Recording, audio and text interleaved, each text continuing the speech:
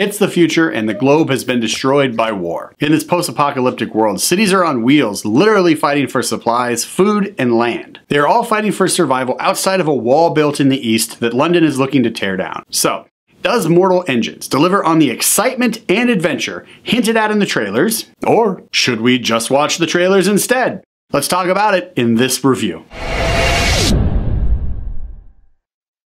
The story begins by explaining how the world has become what it is. The 60-minute war has literally destroyed the globe as we know it and created something very different. The West has built cities on wheels that literally are just moving around trying to find something, anything, everything that sustains life or enhances the weaponry used to survive. The East, on the other hand, has built a wall to keep the West out, to sustain their way of life and their resources. And towards the end of the second act, into the third act, we discover that the West's big plan is to destroy that wall and move into the East's paradise. However, a small band of rebels will stop at nothing to try and prevent the West from destroying that wall and moving into the East, and this is the central conflict of the story. How will this small band of rebels stop the city of London from destroying the East's wall and taking over their paradise? Spoiler alert, most of the rebels don't stop the city of London. In all, this film felt very similar to other B post-apocalyptic films, right? Like Judge Dredd circa 1995 or Waterworld, etc. The characters in this film all felt like caricatures and the outfits were all outlandish. For example, in one of the scenes we see a trader who is selling humans to other humans in this little mobile town, this gathering of sorts, and the trader is wearing a jacket and that suit jacket is made of buttons.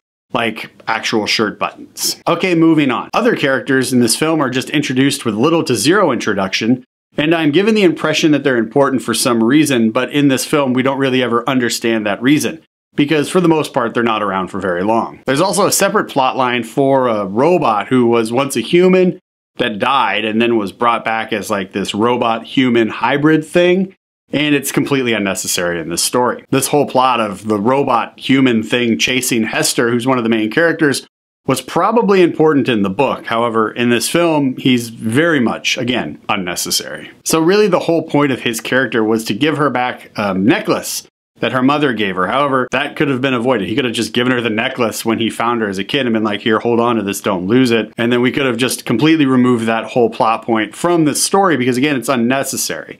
He's chasing her to kill her because she broke a promise, and then he stops because he, a once human, now robot kind of human killing machine, is about to kill the guy she's with, but he realizes he shouldn't kill her or him because they're in love. So, murderous robot that was once a human is defeated by love.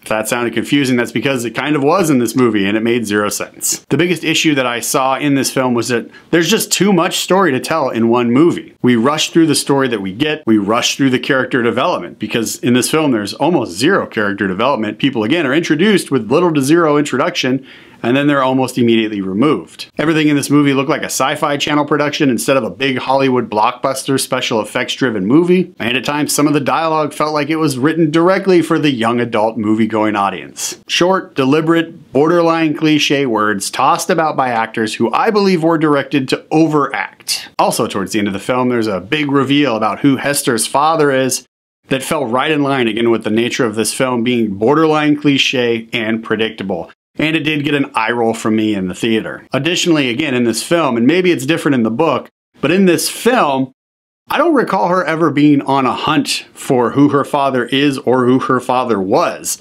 So the big reveal was kind of like, where is this coming from? Why is this necessary? Again, it made no sense, kind of weird. Mortal Engines is playing at your local movie theater right now, and I am not going to recommend a big screen viewing of this film. By the time the credits rolled, I believe that if we split this film into 2 or even 3 films, we could have gotten a much better overall story by focusing on less to deliver more. However, that's not the case in this particular film, because what we get is a convoluted mess of a story that moves through everything much too quickly, and it develops almost nothing. And because of all these reasons, Mortal Engines is getting 0 high fives from this guy.